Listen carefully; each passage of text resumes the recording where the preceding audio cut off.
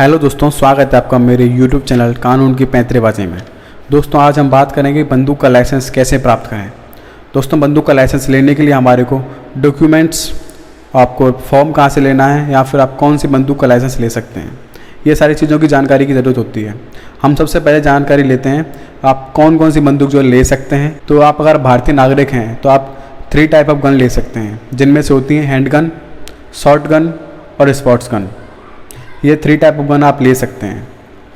लेकिन दोस्तों ये इंडिया के अंदर तो बहुत ही डिफ़िकल्ट होता है। हालांकि आपको एक का लाइसेंस मिल जाएगा, अगर आपकी जानकारी अच्छी है तो आप तीनों के भी लाइसेंस ले सकते हैं। दोस्तों अब हम बात करते हैं डॉक्यूमेंट्स के बारे में। इंडिया का जो आर्म्स एक्ट 1950 है उसका सेक्शन 13 का सब क्लॉज 3 बताता है कि अगर आपको लाइसेंस चाहिए बंदूक का तो आपको ये डॉक्यूमेंट्स होने चाहिए। तो दोस्तों वो डॉक्यूमेंट्स हैं आपके 2 फ़ोटो, आपके डेट ऑफ बर्थ का सर्टिफिकेट, आपका मूल निवास, आपका आधार कार्ड। अगर आपका आधार कार्ड आपके पास नहीं है तो आप पासपोर्ट भी लगा सकते हो। और आपका चाहिए होता है वोटर आईडी कार्ड, आपका पैन कार्ड और आपका रेजिडेंस एड्रेस। और आपका जो चरित्र प्रमाण पत्र होता है इसके ऊपर 2 नागरिकों की गवाही होनी चाहिए। वो 2 नागरिक कोई भी गेजेट ऑफिसर या फिर वार्ड मेंबर हो सकते हैं। अब ज़रूरत होती है दोस्तों हमारे को फॉर्म की। दोस्तों अगर आपको लाइसेंस का फॉर्म चाहिए तो आप आपके जो रिलेटेड जो पुलिस थाना है वहाँ से ले सकते हैं, या फिर आप कलेक्ट्रेट ऑफिस से भी ये फॉर्म ले सकते हैं, या फिर आपको ऑनलाइन वेबसाइट से मिल जाएगा। मान लीजिए कि आप राजस्थान के निवासी हैं और तो आप डालेंगे Google Rajasthan police arms licence, वहाँ से आपको ये फॉर्म मिल जाएगा। आप उस फॉर्म को पूरा फिल करेंगे, नाम और सारी जो चीज़ें हैं डॉक्यूमेंट्स लगा देंगे, ठीक है ना दोस्तों।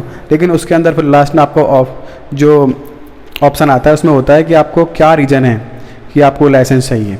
दोस्तों आपका रीज़न जो है हार्ड होना चाहिए, जिससे कि उनको लगे कि आपको लाइसेंस आपको देना चाहिए।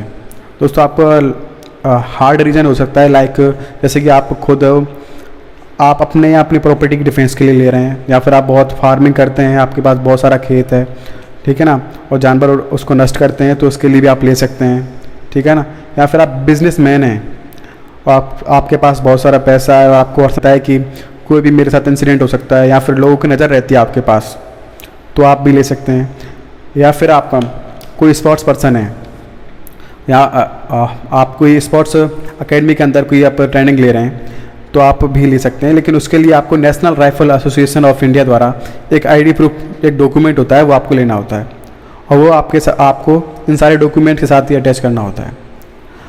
अब ये पूरा फॉर्म फिल करने के बाद आप अपने रिलेटेड ऑफिस में यहाँ पे जमा करा देंगे। उसके बाद जो है आपका जो फॉर्म है वो कलेक्ट्रेट ऑफिस में जाता है, रिलेटेड कलेक्टर साहब इसको चेक करेंगे और उसके बाद वो वापस उसे एसपी या डीएसपी के पास भेजेंगे और वो आपके थाने में वापस आ जाएगा।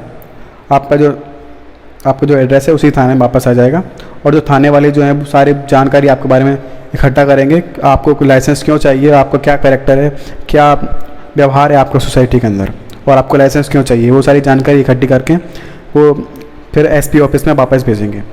फिर एसपी ऑफिस में जाने के बाद वो वापस कलेक्टर साहब को भेजेंगे, कलेक्ट्रेट ऑफिस में जाएगा, कलेक्टर साहब उसे चेक करेंगे और उसके बाद उनको लगता है कि आपको लाइसेंस दे देना चाहिए या फिर आपको ज़रूरत है, या फिर उनको ये भी थोड़ी शक होता है कि नहीं एक बार आपसे बात की जाए, तो वो आपको बात करने के लिए बुला सकते हैं। वो आपसे कुछ क्वेश्चन भी पूछ सकते हैं। क्वेश्चन में हो सकता है कि आपको क्यों लाइसेंस चाहिए, क्या ज़रूरत है, क्या कारण है आपको कि लाइसेंस। अगर आपका कारण कोई रीजनेबल उनको लगता है कि हाँ कि आप बिजनेसमैन हैं या फिर आप शॉर्ट पर्सन हैं और आपको लाइसेंस चाहिए, तो वो आपको लाइसेंस दे देंगे। वो आपको लाइसेंस जारी कर देंगे। आपने जो गन खरीदी है उस गन का जो नंबर है वो आपके लाइसेंस पर डाला जाता है, जिससे कि आपका लाइसेंस तैयार हो जाता है। उसके बाद दोस्तों ये लाइसेंस की जो वैलिडिटी होती है, मतलब लाइसेंस की जो वैधता होती है वो 3 साल की होती है। वो 3 साल बाद वापस रिन्यू करवाना होता है। अगर आप उसे रिन्यू नहीं करवाते हैं तो आपके घर आपके पास नोटिस पहुंच जाएगा कि आपने अपना लाइसेंस रिन्यू नहीं करवाया है, तो आपके लाइसेंस को रद्द किया जा सकता है।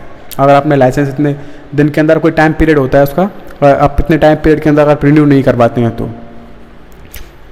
ठीक है दोस्तों, तो ये जानकारी आपको कैसी लगी?